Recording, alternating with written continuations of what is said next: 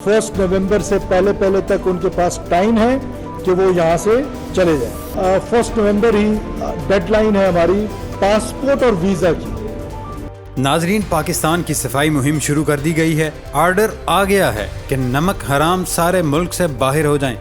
अगले 28 दिनों में अगर नमक हराम पाकिस्तान से ना निकले तो आर्मी चीफ खुद उनको बाहर निकाल फेंकेंगे, क्योंकि अब गैर कानूनी 11 लाख गैर मुल्कियों को पाकिस्तान से निकालने का फैसला हो चुका है। आर्मी चीफ खुद मैदान में आ गए हैं, किसी को भी नहीं बख्शा जाएगा। अफगानिस्तान, बांग्लादेश और बर्मा से ताल्लुक रखने वाले बेशुमार लोग मुल्क बदर किए जा रहे हैं। पाकिस्तान की निगरान हुकूमत ने मुल्क में गैर कानूनी तौर पर मुकीम 11 लाख गैर मुल्कियों को फंडिंग, दहशतगर्दों की सहूलतकारी और दीगर गैर कानूनी सरगर्मियों में मुलव्विस होने की वजह से बेदखल करने का फैसला किया है। पहले मरहले में गैर कानूनी तौर पर मुकीम अफराद, दूसरे मरहले में अफगान शहरियत रखने वालों और तीसरे मरहले में रिहायशी कार्ड्स रखने वाले अफराद को मुल्क बदर किया जाएगा। खोजी टीवी के मोअज़्ज़ज़ दोस्तों, गैर कानूनी तौर पर मुकीम गैर मुल्की पाकिस्तान की सलामती के लिए एक संगीन खतरा है। इसलिए अब इन गैर कानूनी नमक हराम अफगान शहरियों की बेदखली के मंसूबे की भी मंजूरी दे दी गई है, क्योंकि ये दहशतगर्दों की माली मुआवनत, सहूलतकारी और स्मगलिंग में मुलव्विस हैं। जबकि 7 लाख अफगान बाशिंदों ने पाकिस्तान में अपनी रिहाइश के सबूत की तजदीद नहीं कराई। इसी दौरान वजारत ने मुतलका अफराद को बगैर इजाजत रिहाइश पजीर अफगान शहरियों का रिकॉर्ड मुरतब करने और उन्हें अफगान सरहद तक लाने के लिए ट्रांसपोर्टेशन प्लान तैयार कर रही है। मुल्क में मुकीम तमाम अफगान बाशिंदों का रिकॉर्ड चेक करने के अलावा मुतलका हुक्काम को हिदायत की गई कि वो इनकी रजिस्ट्रेशन के हवाले से दायर दरखास्तों को जल्द निपटाएं। दोस्तों, कई दहाइयों की मुसलसल जंगों के दौरान लाखों की तादाद में अफगान शहरी पाकिस्तान में दाखिल हुए और उनमें से बहुत से लोग तालीम, सेहत की देखभाल और रोजगार तक महदूद रसाई के साथ इमदादी कैंपों में रह रहे हैं। अक़वाम मुत्तहिदा की ताज़ा तरीन आदाद शुमार के मुताबिक 13 लाख रजिस्टर्ड मुहाजिरीन हैं। मजीद 8,80,000 अफराद को पाकिस्तान में रहने की कानूनी हैसियत हासिल है। ये लोग दूसरे ममालिक से पाकिस्तान आए हैं और यहाँ का नमक खाकर भी नमक हरामी करते हैं, पाकिस्तान मुखालिफ नाराबाजी करते हैं और यहाँ दहशत गर्दी में दहशतगर्दों को मदद फराहम करते हैं। अब तक ये सब कुछ आसानी से हो रहा था, लेकिन गुज़श्ता महीने से पुलिस ने इन लोगों के खिलाफ वसी पैमाने पर क्रैकडाउन शुरू किया, जो उनके बकौल कानूनी हैसियत के बगैर हैं और बढ़ते हुए दहशतगर्द हमलों, जराइम और इमिग्रेशन के नाकिस निज़ाम के बायस वसाइल पर बोझ हैं। ताज़ा तरीन क्रैकडाउन में गिरफ्तार होने वालों में अक्सरियत अफगान बाशिंदों की है। नाजरीन, अब खुद आर्मी चीफ भी इस हवाले से संजीदा हो गए हैं, खुद सब कुछ मॉनिटर कर रहे हैं। न सिर्फ अफगान बाशिंदे बल्कि पाक फौज में भी काली भेड़ें मौजूद हैं, जिनके खिलाफ आर्मी चीफ ने खुद एक्शन लेने की हिदायत जारी की हैं। अभी हाल ही में निगरान वजीर दाखिला सरफराज बुगटी ने बताया कि सरहदों पर मौजूद एहलकारों के स्मगलिंग में मुलव्विस होने की बात 100% दुरुस्त है। आर्मी चीफ ने अपने लोगों के खिलाफ कार्रवाई का वाज़ेह हुक्म दिया। निगरान वफाकी वजीर दाखिला सरफराज बुगटी ने कहा कि आर्मी चीफ ने कहा है, जो एहलकार स्मगलिंग और दीगर गैर कानूनी कार्रवाइयों में मुलव्विस होंगे उनका कोर्ट मार्शल होगा और उनको जेल भी भेजा जाएगा। इनके मुताबिक फौज के एहतसाब का तरीका का चूँकि पब्लिक नहीं होता तो हमारे इल्म में नहीं आता, लेकिन उनका अपना एहतसाब का एक निज़ाम है और वो एहतसाब हमने न सिर्फ यहाँ देख लिया बल्कि 9 मई के वाक़यात के बाद भी देख लिया। चीनी और गंदम की स्मगलिंग को रोकने के लिए भी मौसर अंदाज में काम कर रहे हैं और अब मुश्तरका चेक पोस्टें होंगी जहां पुलिस, कस्टम्स और दीगर महकमों के एहलकार मौजूद होंगे। उन्होंने दावा किया कि 2200 मेट्रिक टन गंदम और 8000 मेट्रिक टन चीनी की स्मगलिंग रोकी गई। दोस्तों, ये बात दुरुस्त है। जब तक अपने अंदर काली भेड़ों के खिलाफ कार्रवाई नहीं होगी, कुछ भी दुरुस्त नहीं होगा। अब आर्मी चीफ ने खुद ये कदम उठाकर तारीख का एक बेहतरीन फैसला किया है। इसके फवायद भी हमारे सामने हैं। हवाला हुंडी के खिलाफ क्रैकडाउन के नतीजे में डॉलर की कीमत नीचे आई। इस क्रैकडाउन के दौरान 168 मुकदमात दर्ज करके मुल्ज़मान को अदालतों में पेश किया गया। 658 मिलियन रुपए की बरामदगी भी हो चुकी है।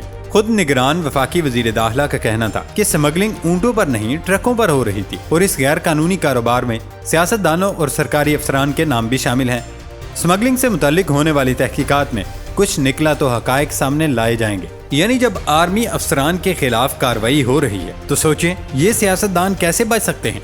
नाज़रीन, इन तमाम तर कार्रवाइयों पर इस वक्त सबसे ज्यादा तकलीफ सियासतदानों और उन लोगों को हो रही है जो इस जुर्म में मुलव्विस हैं, और यही वजह है कि अब इन दहशतगर्दों की जानिब से जवाब भी दिया जा रहा है। जब अफगान मुहाजिरीन को निकालने का फैसला हुआ तो बलूचिस्तान के जिला चमन में पाक अफगान सरहदी दरवाजे पर पाकिस्तानी और अफगान फोर्सेस के दरमियान झड़प हुई, जिसके दौरान फायरिंग में 2 अफराद हलाक اور ایک سیکورٹی اہلکار سمیت 2 افراد زخمی ہو گئے۔ فائرنگ کے واقعے کے بعد سرحد پر صورتحال کشیدہ ہو گئی اور اس کے بعد کچھ وقت کے لیے وہاں آمد و رفت معطل ہو گئی۔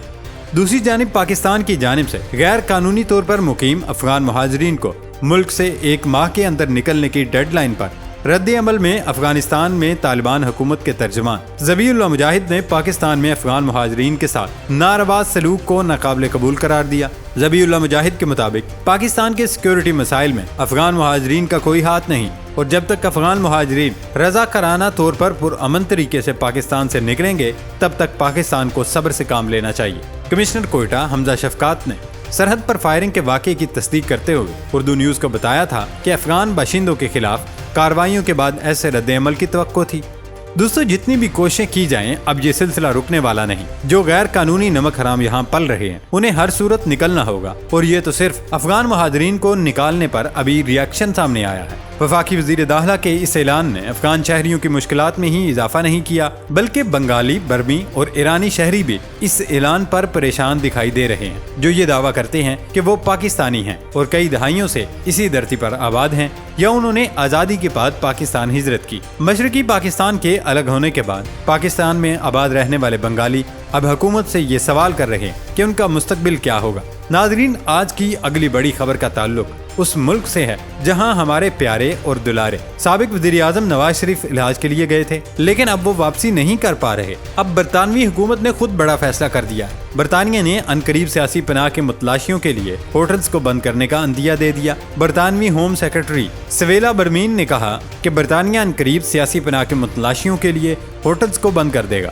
یہاں غیر قانونی طور پر آنے والے سیاسی پناہ کے متلاشیوں کے لیے پناہ گاہ نہیں ہوگی۔ جلد برطانیہ میں نیا امیگریشن سسٹم متعارف کروایا جائے گا۔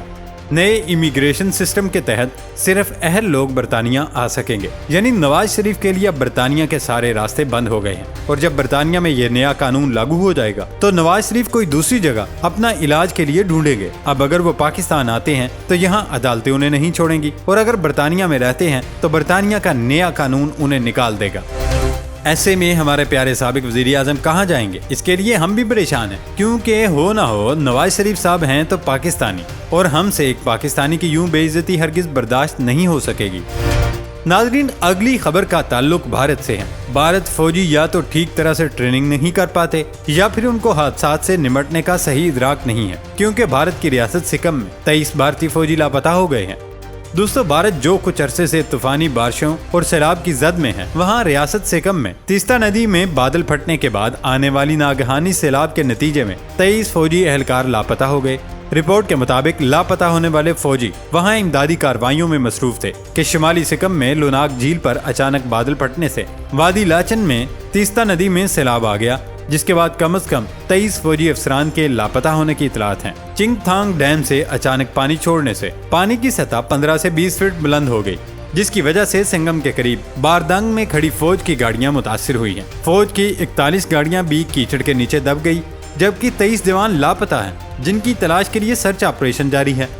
اطلاعات تو یہ بھی ہیں کہ یہ واقعہ 1:30 بجے کے قریب پیش آیا، جس سے کچھ فوجی ادارے بھی متاثر ہوئے ہیں، جبکہ بتایا گیا کہ موسمی حالات کے باعث علاقے میں انٹرنیٹ کنیکٹیویٹی کم ہونے کی وجہ سے امدادی کارروائیوں میں آپریشنل چیلنج بھی سامنے آ رہے ہیں۔ جو افسران کمانڈ لیول پر ہیں انہیں زمین پر موجود لوگوں سے رابطہ قائم کرنا مشکل ہو رہا ہے۔ سکم کے وزیر اعظم نے سیلاب کے بعد صورتحال کا جائزہ لیا اور ان کا کہنا ہے کہ لاپتہ افراد کو بچانے کی کوششیں جاری ہیں۔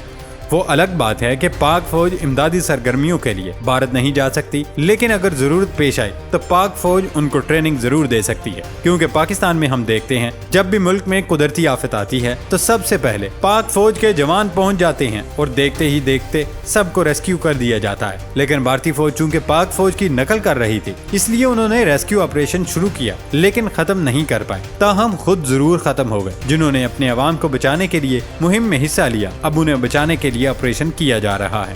یہ تھی ہماری آج کی ویڈیو۔ نئی ویڈیو تک اپنا خیال رکھیے گا، اجازت دیں، اللہ حافظ۔